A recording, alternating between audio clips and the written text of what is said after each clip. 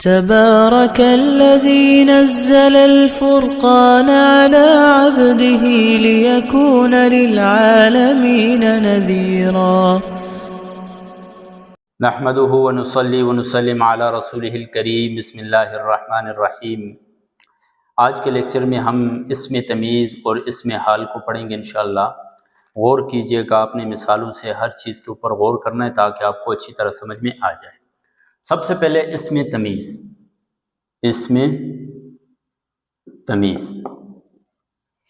اسم تمیز وہ اسم جو مقدار، وزن، فاصلہ، تعداد یا نوعیت کی وضاحت کر کے کلام سے ابہام کو دور کر دے، یعنی وہ اسم جس کے ذریعے کلام میں ابہام یعنی غیر واضح بات کو واضح کیا جاتا، ٹھیک ہے، ایسے اسم کو اسم تمیز کہا جاتا ہے۔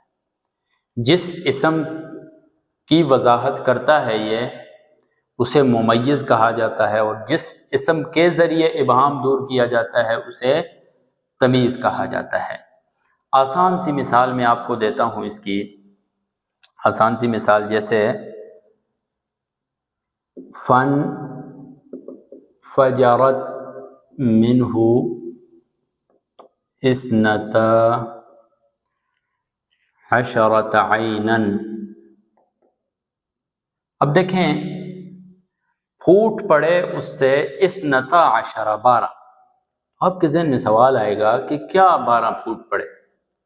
بات مبہم ہے نا، غیر واضح ہے، بات واضح نہیں ہے، سمجھ میں نہیں آ رہی ہے پوری، لیکن یہ عیناً لا کر اس بات کو واضح کر دیا اس کے ذریعے۔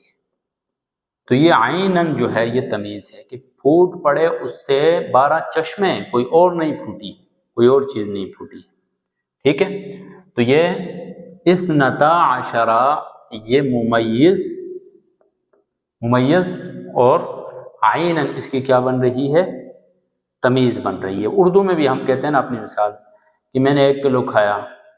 کیا کھایا؟ جب آپ آگے کہتے ہیں اکل تو 1 کلو لحم، گوشت، تو آپ واضح ہو جاتا ہے اردو میں 1 کلو کھایا، واضح نہیں ہے۔ کیا کھایا؟ آپ نے مٹن کھایا، جو بھی چیز کھائی، تو ایک جب تمیز آپ بولتے ہیں اس سے کیا ہو جاتا ہے؟ واضح ہو جاتا ہے۔ اسی طرح فاصلہ بیان کرنے کے لیے بھی ہوتا ہے کہ میں چلا فلاں جگہ سے فلاں جگہ، کتنا چلے، تو وہ فاصلہ بیان کرنے کے لیے بھی آپ تمیز لا سکتے ہیں۔ بہرحال آپ آسان الفاظ میں یہ سمجھ لیں کہ ہر وہ اسم جس سے کلام میں ابہام دور کرنے کے لیے، جس میں کلام میں کیا کرنے کے لیے؟ ابہام دور کرنے کے لیے، مقدار، وزن، تعداد، ان تمام چیزوں میں ابہام دور کرنے کے لیے جس اسم کو لایا جاتا ہے، جس اسم کے ذریعے ابہام دور کیا جاتا ہے، اس اسم کو اس میں تمیز کہا جاتا ہے۔ آسان سی بات ہے، ٹھیک ہے۔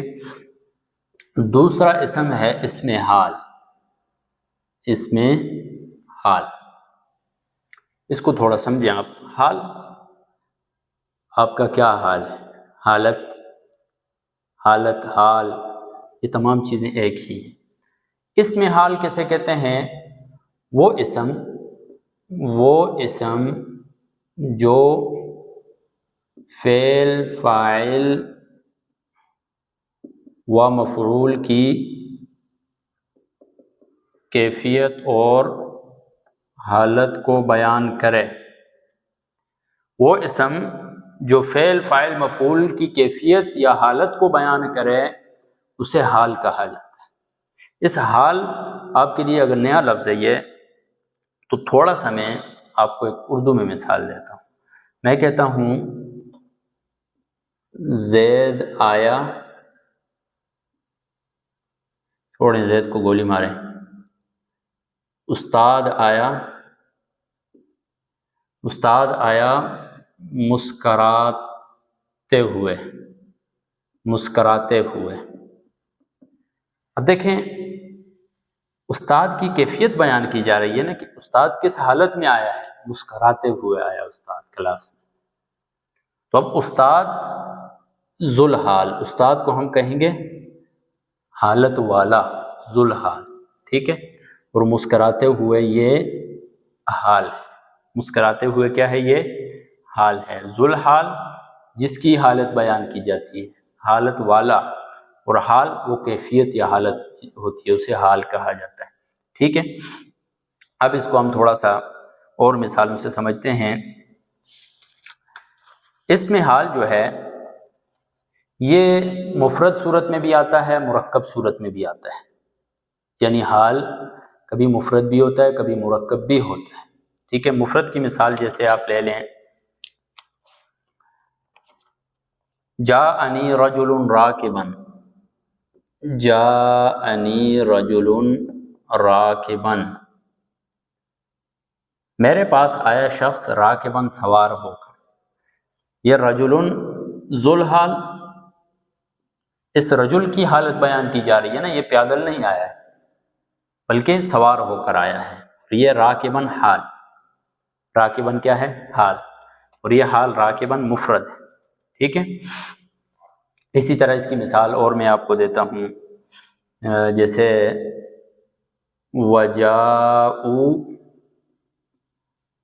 أَبَاهُمْ عِشَاءً يَبْكُونَ، وہ آئے اپنے والد کے پاس عشاءً، عشاء کے وقت، یبکون، اس حال میں کہ وہ رو رہے تھے۔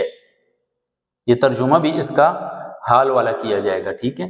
جہاں پر حال ذوالحال ہوگا اس کا ترجمہ اسی طرح کیا جاتا ہے کہ وہ آئے، جیسے دیکھیں جاءنی رجل راکبا، آیا شخص اس حال میں کہ وہ سوار تھا، یہ حال والا ترجمہ آپ نے کرنا ہے، ٹھیک ہے۔ قرآن مجید میں بھی جہاں بھی آیات میں حال ذوالحال کا معنی ہوتا ہے وہاں پر آپ نے ترجمہ بھی اسی طرح کرنا ہے، حال ذوالحال والا، ٹھیک ہے۔ وَجَاءُوا أَبَاهُمْ عِشَاءً يَبْكُونَ، وہ آئے اپنے والد کے پاس عشاء کے وقت، یبکون، اس حال میں کہ وہ رو رہے تھے۔ تو اب دیکھیں یہ جاءو، جاءو کے اندر ضمیر ہے، جاءو کے اندر کیا ہے، ضمیر ہے، وہ ضمیر ذوالحال بن رہی ہے، ذوالحال، اور یبکون یہ حال۔ امید ہے آپ کو سمجھ میں آ رہا ہوگا کچھ نہ کچھ۔ ایک اور مثال لیتا ہوں،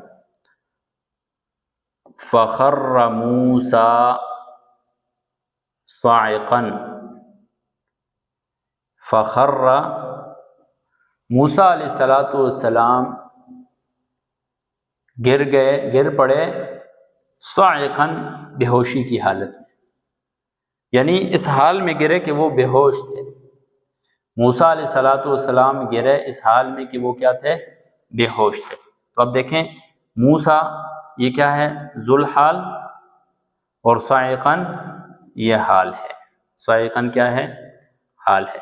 تو یہ دیکھیں فاعل کی حالت بیان کی جا رہی ہے۔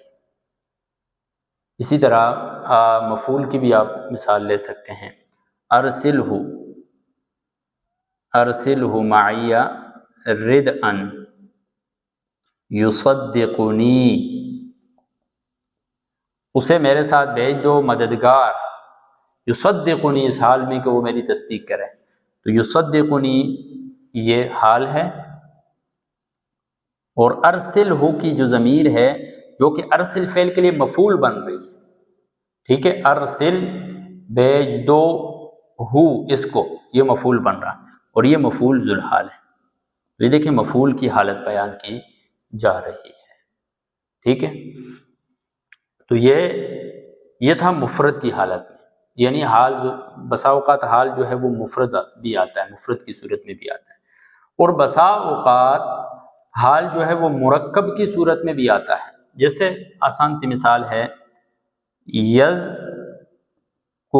اللہ قیاما وقعودا، وہ اللہ کا ذکر کرتے ہیں قیاماً کھڑے ہو کر، وقعودا بیٹھ کر۔